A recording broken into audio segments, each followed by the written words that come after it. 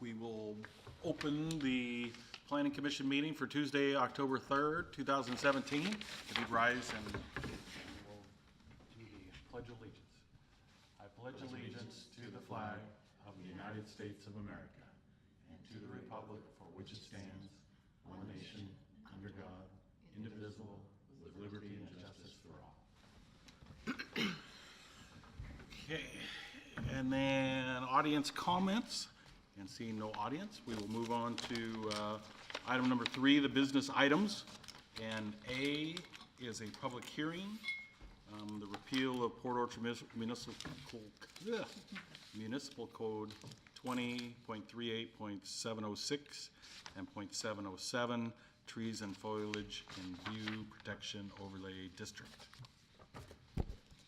So just to give a little bit of a recap and reintroduction to this, this is an issue that was included at last month's meeting, and it was presented to you just for some initial consideration. The City Council looked at this issue about the View Protection Overlay District and the question of how enforceable the tree and vegetation requirements are. And they asked the City Attorney to have a look at that and to provide advice on whether, in fact, we should continue to have this in our code. The City Attorney identified a couple of different issues that were of concern to the City Council. One is that when the View Protection Overlay District was established, there was no actual inventory done of the existing trees and vegetation in that area. So if you're trying to say that you can't have trees or vegetation grow any higher than what they are now and block people's views, we didn't have anything to say what the baseline was. So, someone says, your tree grew, and someone says, no, it didn't. It's just like it was in 1996. So that kind of thing is a problem. It's he said, she said. So the City Attorney identified that as a real deficiency for trying to have enforcement for this kind of issue. The second thing is, when you start requiring people to remove trees and vegetation, you have to take into consideration steep slopes and sensitive geologic areas. And as regulations have actually been tightening more and more in critical areas and high hazard geological areas, there has been more of an urgency in trying to retain vegetation on those slopes and retain trees, the root systems that holds the soil in place. So again, we kind of felt that these two parts of code might actually be at odds with each other. One saying that if trees grow, they need to be removed. And then you can't replant with something except something much smaller potentially. So we don't want to go in and say that people have to start taking their trees down in critical areas. So again, that was identified by the City Attorney as a potential issue for liability. So what the City Council asked the Planning Commission to do was to consider this issue and to provide a recommendation on whether or not the sections of the VPOD regulations that are included in your packet, the 2 sections, should be repealed, or whether there's some alternative option that the Planning Commission would wish to offer. Okay, well, since this is a public hearing and there's nobody from the public here to testify, then we will close the public hearing at this time and go on to business item 3B, which is the discussion and recommendation portion of that item. So anything further from staff in that regard? The only thing that I would add is under section 707, which is before you, the primary living or entertainment area is an undefined term, and so one person may argue that their primary area is an outdoor space, another one may be concerned about the view from their living room. So it's really difficult to enforce just because of that vague terminology. But everything else that Carrie said I think is good. I guess it should also be noted that we previously had a arbitration procedure in the code that was already repealed about a year ago, and it required the mayor to facilitate arbitration between 2 property owners, and so we really didn't want to get in the middle of a civil dispute, and so we've already removed that, and I think there's a reference to arbitration here in 707, which there's no longer any language referring to that in the code. So I certainly would recommend repeal. So what does the person do if they have a nice view house with a nice view and then the neighbor plants a big tree? Great question. I think that the preferred method of purchasing a view is to purchase a view easement. It's done all the time in Seattle where you have view houses either with views of the lake or the Puget Sound. And those air rights above somebody's house are valuable, and you can sell that to your uphill neighbor if they would like you not to do something that would get in the way of their view. And just like, if you start down at the water and the guy at the bottom of the hill sells his height to the next guy up, that guy can sell his to the next guy up, and everybody can get along through, an economic arrangement rather than through some forced process through the city. And we already have height standards for this area, so you can't build anything that tall anyway. This really has to do with trees and maintenance of trees. And so that should be pretty easy to work out among neighbors, I would hope, as long as you're willing to pay them to take down a tree or pay for the tree's removal with the proper geohazard type report. Well, yeah, that's what I did with my neighbor. They came and said, we don't like your tree, it blocks our view. And I said, well, if you want to pay to take it down, then go ahead.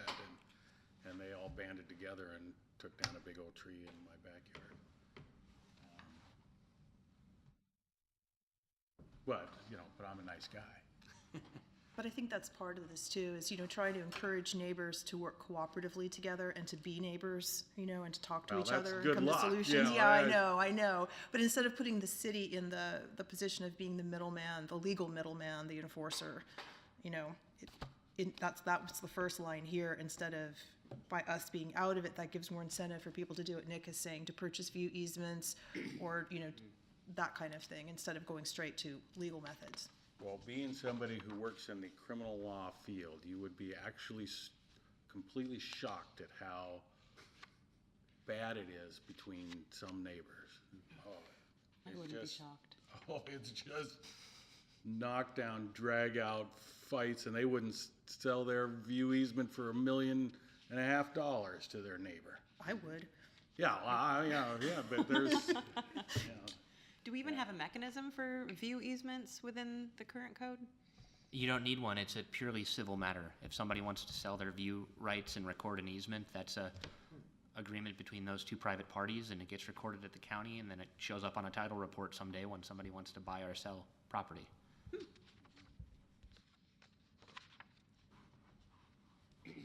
So this is essentially taking the city out of being responsible by repealing this, correct? Correct, with the exception of treating, building heights, which are still strictly regulated through the view protection overlay height restrictions. Certainly, but as far as trees, Correct. shrubs, those type of things. Yes, and we should add, I think, somebody on council asked what other cities have this, and I think we're the only one on the peninsula, and we checked a few around the area. Nobody does this because it's so difficult for a city to be involved with. Do we know why this was in there in the first place? I don't remember the year that it was passed, but it probably had something to do with the city council makeup at that time and where people lived. And I think before we annexed McCormick Woods, a lot of the people who were involved in the planning commission and city council lived right, in this general area where you have views of the water, and they were very passionate about that issue. And I don't think they're any less passionate about it. It's just that we're a bigger city now, and we have a lot of other things to do other than get involved in disputes among people who have views. So as this is written right now, does it preclude a developer from planting a evergreen that's gonna grow a couple 100 feet tall? You could do that through your landscaping code if you did not want tall trees planted in a particular area, but that would only apply to multifamily development. We don't require landscaping for single-family development, and unless it's a subdivision, but nobody's really subdividing on the hillside above downtown because all of those lots were platted in the 1800s. So it's really not something that applies unless you're dealing with multifamily development, which everything that allows multifamily development is outside of the view protection overlay district because it's in the central downtown or the downtown wings. Right. So I don't know that anything's allowed that would require that landscaping. So if somebody sells their view easement and their neighbor purchases it, and then the house downhill decides to sell, does that view easement go as well, or does that, is that remain? It runs with the person? land, or however that, you know, if there could be a contract or a time limit associated with it, but it's however you write it up. Okay, But presumably you would buy a permanent view easement that says that you can't develop or allow anything to grow above a certain height on the property below, and you'd have to figure out how to define that. So what are the boundaries of the view protection overlay district? Generally, it's anything with a view of the water on the slope down to Sinclair Inlet, and then there's some areas that go up off of Melcher, and I think it goes even as far up as past the county courthouse a little ways, where there really aren't many views, but you know, there may be a little tiny view from an upper story of a house or something like that, but it's mostly pretty close to the water. There's also a process by which somebody can apply for an exemption from the view protection overlay district because they don't have a view, and so we've had at least 3 or 4 of these in my 4.5 years here, where somebody has come in and said, hey, there's no view here, can I please, you know, build the house that I want, and then council takes them out of the district through the process in our code, which also is somewhat problematic, but, you know, hasn't been used a whole lot. And I will say, concerning view easements, I mean, at least over in the Magnolia neighborhood of Seattle, I've heard that view easements go anywhere from $500,000 to $1 million over there. So, I mean, there's considerable value to, you know, protecting somebody else's view if you want to do that. Well, how many times in, you know, I guess probably 10 years has the city been involved in a dispute of this kind? Usually it's somebody coming and wanting to do something that they're not allowed to do. We really haven't gotten involved in too many disputes, but we have had somebody ask us to get involved in something, and that was the first time that we said, wow, this is really problematic. Yeah, do we really want to put the city in that type of a position of arbitrating it? Well, that's what they get the big bucks for it, isn't that what people say? That's our taxpayers' money. Yeah, exactly. I think we could better spend it. I think it's difficult for us to send a letter to somebody saying, hey, your tree has grown too large, please apply for a permit to cut it down and spend $2,500 on a geotechnical study to demonstrate that you can safely cut down that tree without compromising slope stability. I think that's it's a pretty big burden to put on somebody, you know, in order for us to protect another person's private view. Okay, any more discussion? Anybody have anything else they want to say about it? Okay, well, when we would entertain a motion if somebody has one.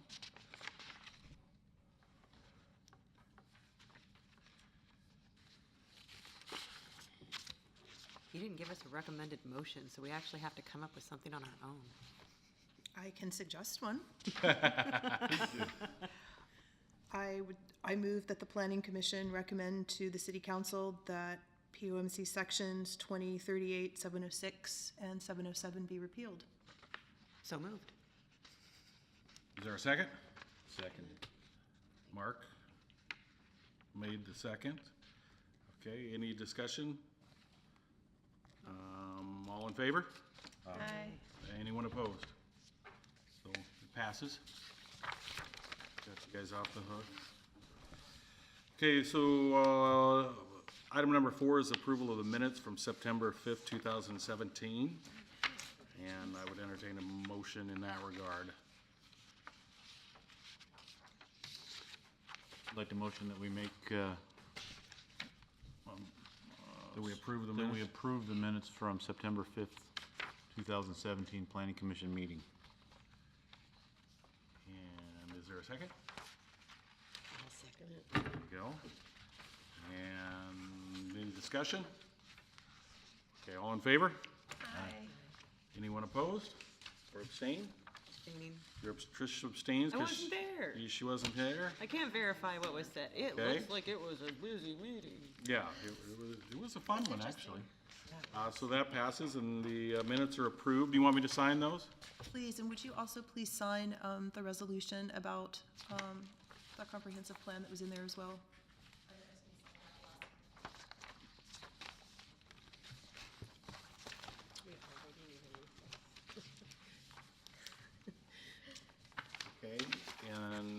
the next thing is we are going, I guess the idea is, has anybody seen the new planning department digs down the street? Oh, they're pretty swank. So we're gonna go down there because they have some cool, audio-visual things that they're gonna show us, and we're gonna talk about, that's the breakout session, to talk about, design standards and field trips and things like that. In the, that portion of the meeting, we'll do audio recording, but we don't obviously have video, but we do have a big screen TV where we can look at things and actually see them as opposed to the overhead here that doesn't work so well. Are we coming back here? No, we will not come back here. So we are going to be at recess then.